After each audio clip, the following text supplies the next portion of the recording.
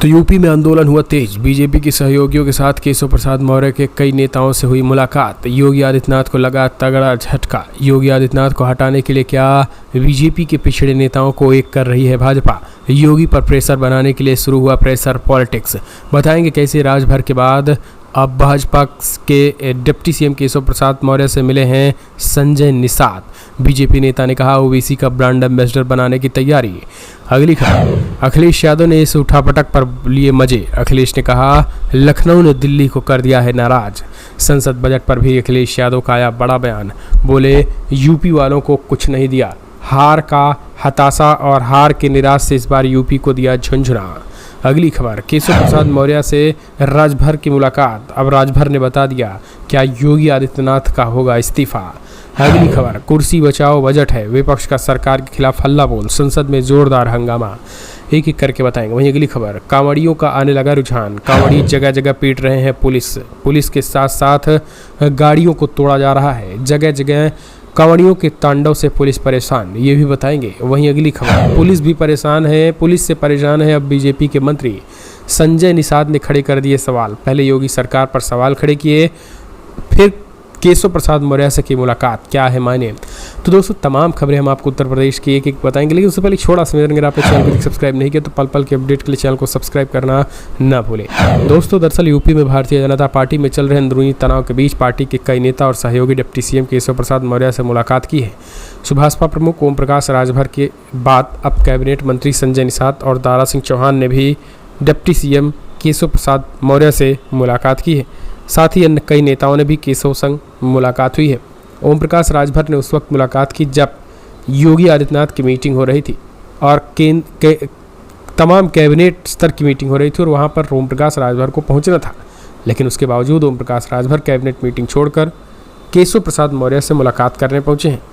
तो दोस्तों अब राजनीतिक विश्लेषकों का मानना है कि इसके पीछे बहुत बड़ा हाथ है, बहुत बड़े लोगों का हाथ है। दिल्ली का इशारा सीधे तौर पर कि खास करके दिल्ली का इशारा जो है वो सीधे तौर पर तमाम जो सहयोगी पार्टियां हैं बीजेपी पे उन पे है। संजय निषाद और दारा सिंह चौहान ने भी मुलाकात की और लगभग 2 घंटे तक मुलाकात की। इससे पहले संजय निषाद बुलडोजर को लेकर भी बयानों पर चर्चा में थे। बुलडोजर को लेकर भी योगी सरकार को घेर चुके हैं। मंगलवार को केशव प्रसाद मौर्य के संत कालिदास मार्ग स्थित कार्यालय कैंप में मुलाकात की है। इतना ही नहीं, आपको बता दें, आपने देखा होगा इससे पहले अनुप्रिया पटेल से लेकर के तमाम बड़े नेता जो है वो एक के बाद एक विपक्षी जो है वो लगातार इन पर हमलावर हैं। अभी आपने देखा होगा ओम प्रकाश राजभर के साथ साथ ही आरएलडी चीफ ने भी योगी आदित्यनाथ के फैसले पर सवाल खड़े किए थे। तो तमाम जो सहयोगी दल हैं योगी आदित्यनाथ को ठेंगा दिखा रहे हैं। तो जाहिर सी बात है इसके पीछे बहुत बड़ी रणनीति मानी जा रही है। एक और अपडेट, अब अखिलेश यादव ने बैठे बिठाए ले लिए इन सब पे मजे। अखिलेश ने कहा लखनऊ ने दिल्ली को किया नाराज।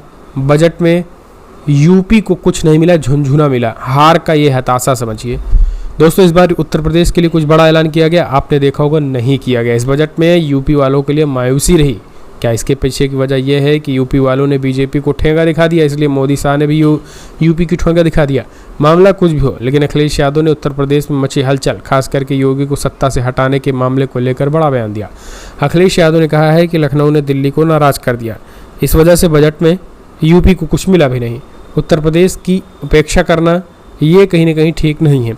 यूपी वालों के लिए देना चाहिए था, तमाम चीज़ें जो है वो बजट में ऐलान कर रहे थे, लेकिन उत्तर प्रदेश को जिस तरीके से इस बार साइड लाइन किया गया है, ये क्लियर कट मानना है कि भारतीय जनता पार्टी को जिस तरीके से जनता ने, उत्तर प्रदेश की जनता ने साइड लाइन किया, इसी वजह से बीजेपी ने भी इस बार साइड लाइन किया। तो तमाम चीज़ें दोस्तों, तमाम तरीके की खबरें, तमाम चीज़ें देखने को मिल रही हैं। कमेंट्स माध्यम से आप अपने सुझाव देना ना भूलें। आपको क्या लग रहा है कि जिस तरीके से भारतीय जनता पार्टी कर रही है, क्या यूपी में कुछ बड़े बदलाव हो सकते हैं? अपने सुझाव दें। एक और अपडेट, केशव प्रसाद मौर्य छोड़ सकते हैं बीजेपी, सपा नेता के दावे से मच गई हलचल। जहाँ दरअसल आपको बता दें समाजवादी पार्टी के नेता आईपी सिंह हैं, उन्होंने बड़ा तंज कसा है। ट्विटर पर लिखा है कि केशव प्रसाद मौर्य ने बीजेपी छोड़ने का फैसला आखिरकार कर ही लिया है, इसीलिए आखिरी दौर मुख्यमंत्री योगी आदित्यनाथ से दो हाथ करने के लिए उतर चुके हैं। देखना सबसे अहम बात होगी कि विधानसभा सत्र के बाद भाजपा छोड़ते हैं या योगी आदित्यनाथ भी हटाए जाते हैं। स्वागत है केशव प्रसाद मौर्य जी।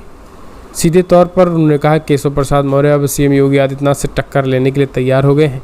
उनने केशव प्रसाद मौर्य का स्वागत करते हुए देखने की तो बीजेपी छोड़ते या फिर सीएम योगी आदित्यनाथ हटाए जाते हैं। ये सब कुछ साफ तौर पर देखने की ज़रूरत है। ये चीज़ें जो है उन्होंने कही हैं।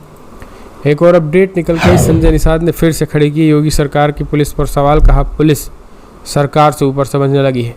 यूपी की सियासत में लगातार उथल पुथल जारी और इस बीच सत्ता में बैठे अपने लोग पर पुलिस की कार्यशैली पर सवाल खड़े कर रहे हैं। कुछ दिन पहले गोरखपुर के 2 विधायकों ने पुलिस की कार्रवाई पर सवाल खड़े किए, तब यूपी की राजनीति को गरमा दिया। अब योगी सरकार मंत्री संजय निषाद ने भी पुलिस को कटघरे में खड़ा कर दिया। उन्होंने सत्ता और सरकार से ऊपर बताया है। कुछ समय पहले गोरखपुर की कैंपियरगंज विधानसभा के विधायक फतेह बहादुर की पोस्ट सोशल मीडिया पे काफ़ी तेज़ी के साथ वायरल हुई थी, जिनमें यह दिखाया गया था कि भारतीय जनता पार्टी जो है वो उनके ही सांसद अपनी ही सरकार से जो है सुरक्षा की मांग कर रहे हैं। अब संजय निषाद ने भी सवाल खड़े करते हुए डिप्टी सीएम केशव प्रसाद मौर्य से मुलाकात की है। तो इस तरीके से पहले सवाल खड़े करना और फिर मुलाकात करना, ये अपने आप में भी कई तरीके के सवाल खड़े कर रहा है। एक और अपडेट, कुर्सी बचाओ बजट, विपक्ष का सरकार के खिलाफ हल्ला बोल, संसद में जोरदार हंगामा।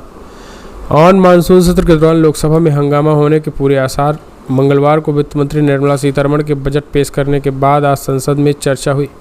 बजट में जो है जमकर हंगामा हुआ है, खास करके कुर्सी बचाओ बजट, इसे संसद में जोरदार हंगामा किया।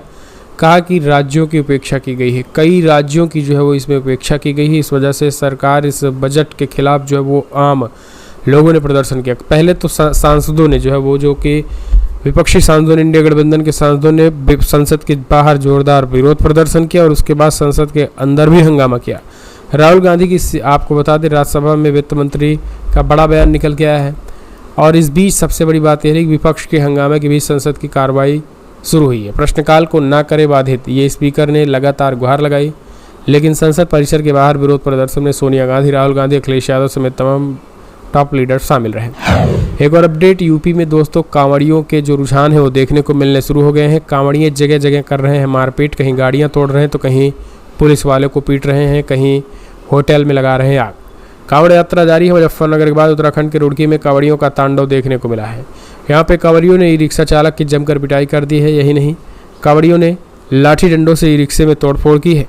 इस दौरान पुलिस कांवड़ियों को समझाती हुई दिखी, लेकिन कांवड़ियों ने नहीं माने। घायल ई रिक्शा चालक को हॉस्पिटल में भर्ती कराया गया। तो सीधे तौर पर आप समझ सकते हैं कि अब यूपी हो या उत्तराखंड, ये जब तक 15 से 20 दिन, 1 महीने ये कांवड़ यात्रा चलेगा, तब तक कांवड़िए जगह जगह इसी तरीके से वो तांडव करते नजर आएंगे और पुलिस प्रशासन उन पर बाकायदा फूल बरसाते हुए दिखेंगे।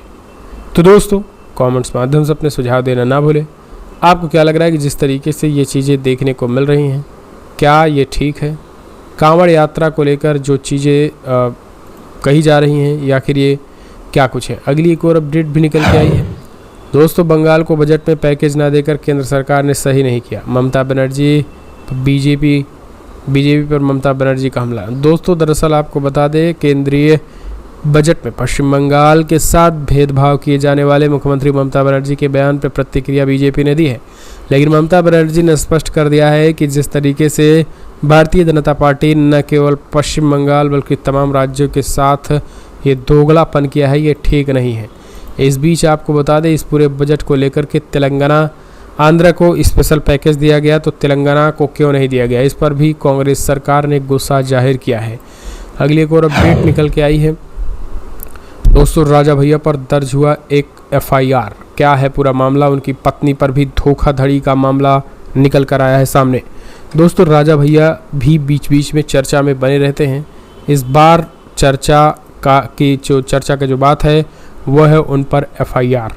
जी हाँ, खबर निकल के आई है कि एक जो है वो एक डायरेक्टर ने इस पूरे मामले में एफआईआर दर्ज कराया है और धोखाधड़ी का मामला है। एफआईआर होने के बाद राजा भैया की पत्नी भानवी सिंह ने सीएम योगी से गुहार लगाई है। डीजीपी से अफसरों की जांच करने की मांग की है। कहा गया है कि भानवी सिंह की मुसीबतें बढ़ने जा रही है। भानवी सिंह के खिलाफ लखनऊ के हजरतगंज थाने में गंभीर धारा मुकदमा दर्ज हुआ। इसको लेकर राजा भैया की पत्नी भानवी सिंह ने अपनी प्रतिक्रिया दी।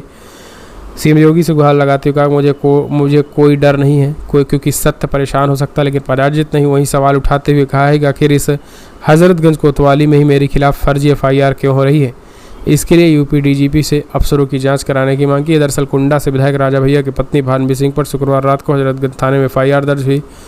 भानवी सिंह के खिलाफ धोखाधड़ी समेत अन्य धाराओं में मुकदमा दर्ज कराया गया है और मुकदमा पूर्व निदेशक आशुतोष सिंह ने दर्ज कराया है।